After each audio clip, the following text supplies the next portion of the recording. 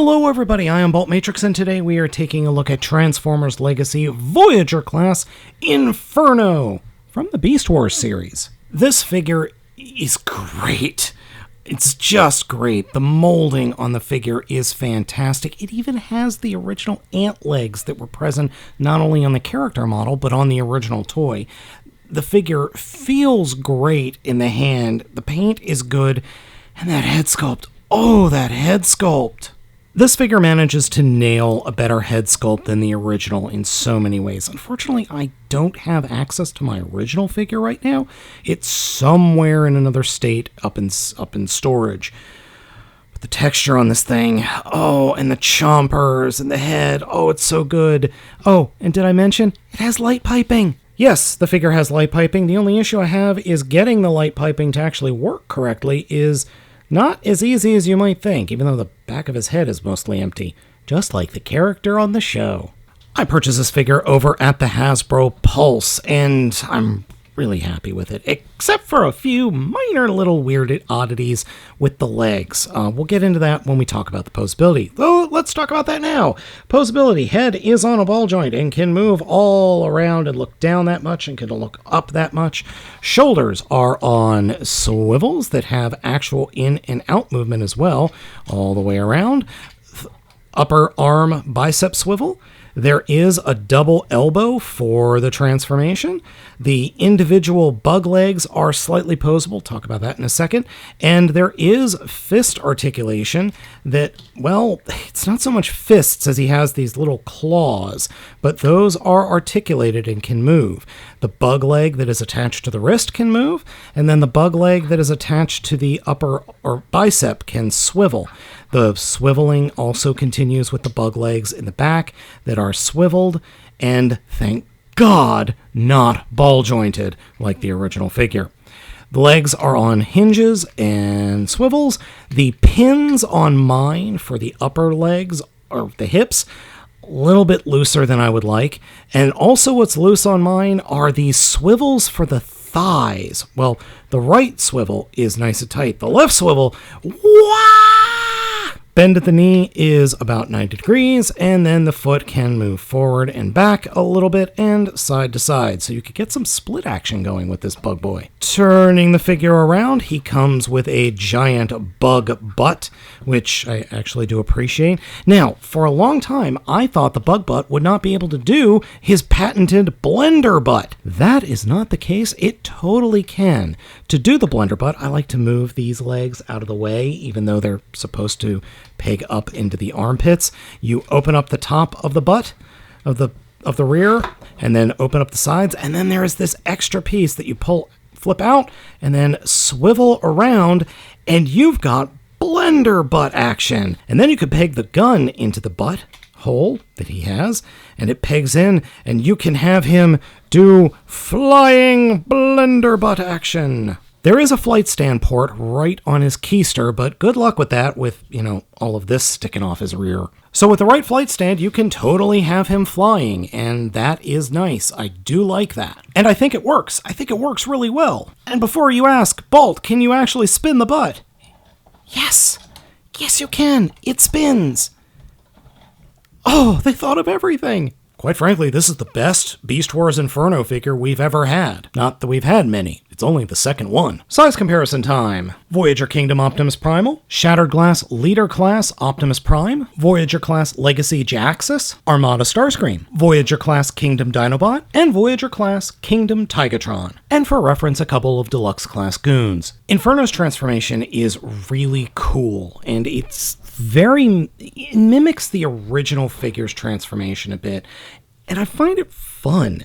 All right, so first off, through most of the review, I've had the ant's antenna pointing down on his crotch. It should be up like that, but in this case, we're going to push it down, come into the chest, and actually split it open like that, and then grab these mandibles and pull them out. Now, this is the most annoying part of the transformation.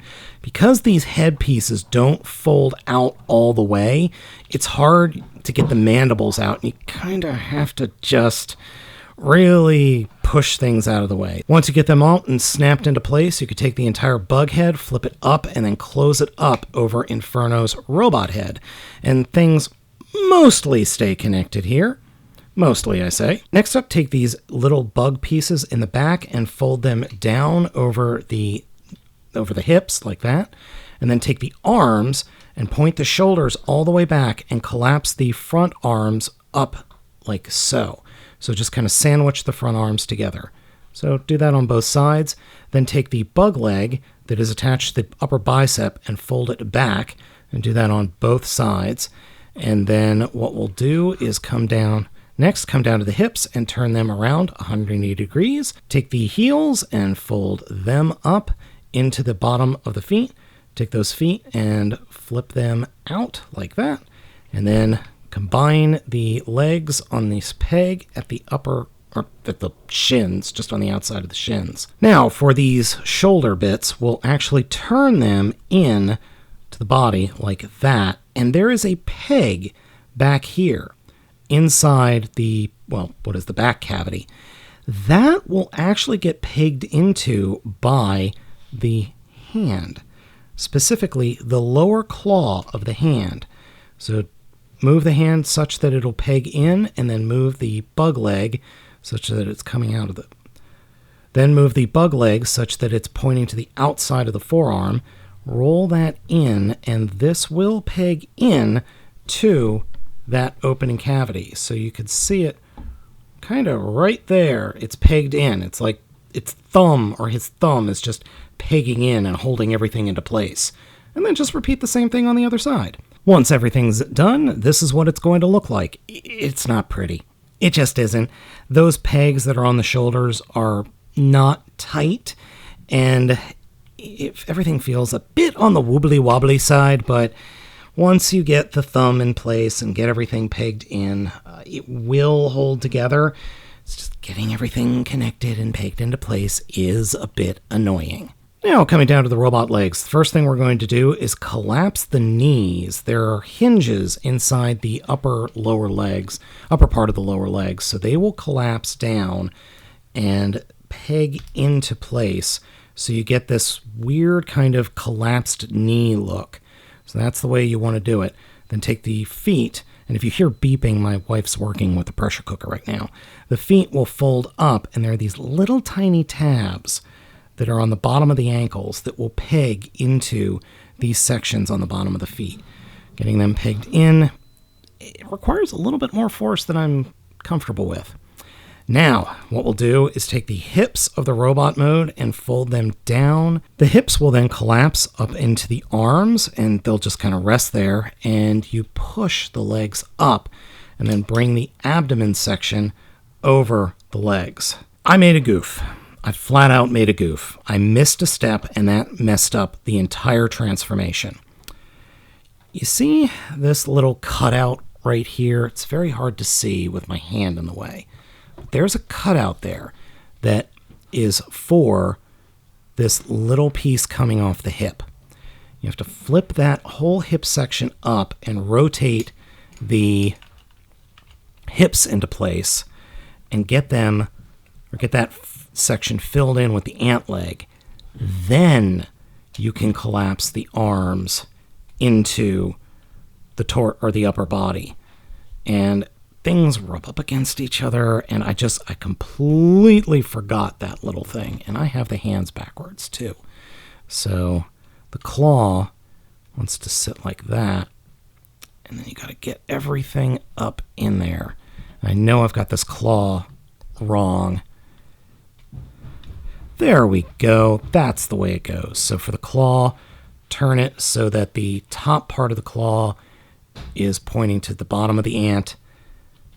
And we can fold that up, and things will peg in a little bit better. Still, those shoulder pegs are not as tight as I'd like them, but everything's held into place a little bit better, and we can finally come to the back and finish up this transformation. So then these little pegs will peg in to the outside of the legs. And that's what clued me off to the transformation not being correct, even though I had the directions right here, is these little pegs weren't lining up with the abdomen. Bring that down, peg it into place, and then just pose the ant as best you can.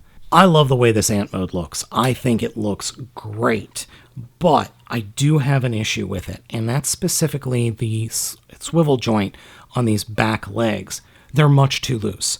Anytime I put pressure on the figure or anytime I pick it up, the legs just lose or slip, and the abdomen just falls down. Now, I didn't have this problem initially when I got the figure, but as I've been transforming it back and forth a couple of times and just fiddling with it, it's loosened up those joints quite a bit. It's not the biggest deal in the world, though. That's something that can be fixed, but it's just something I think that you, my audience, should be aware of. I can't argue with the ant mode, though. It's almost perfect. Yes, there's robot kibble underneath. It's kind of like a jet transformer. You're going to have robot kibble underneath a perfectly good beast mode on top. Nothing you can really do about that. A quick size comparison with some other Voyager-class beasties, specifically Predacons. We've got Dinobot here, and then obviously Leader-class Megatron. This ant is big. I mean, it is definitely not tiny. The only place to mount a weapon in bug mode is the middle of the bug mode, and there's a single port there. Otherwise, there's nowhere else to put a weapon. Transformation back into robot mode is a lot easier than transformation to bug mode, because it's quite literally just unpegging and unfolding pretty much the entire figure. I really do like this figure, and I think this transformation is elegant, but as you saw, I do forget, or it's not just me, it's easy to forget one or two critical little steps that mess up the whole thing. And I blame that on myself. And two, the directions are kind of hard to read. I really don't want to sit here and say, oh, it's all the directions' fault. It's not the directions' fault completely. Some of it is definitely my fault, but those directions, they're not easy to read. When transforming back, there is a little clip right here that the head will snap into that holds the entire torso together. Overall, Legacy Voyager-class Inferno is great. Yes, it has a couple of very minor QC issues, and the ant mode, while not perfect, is really good. There's nothing else wrong with this figure. It's really good and definitely belongs in your collection. So folks, let me know what you think of Inferno down in the comments. Be sure to hit those like and subscribe buttons. Thank you so much for watching. I have been Baltmatrix, and I will catch you all next time.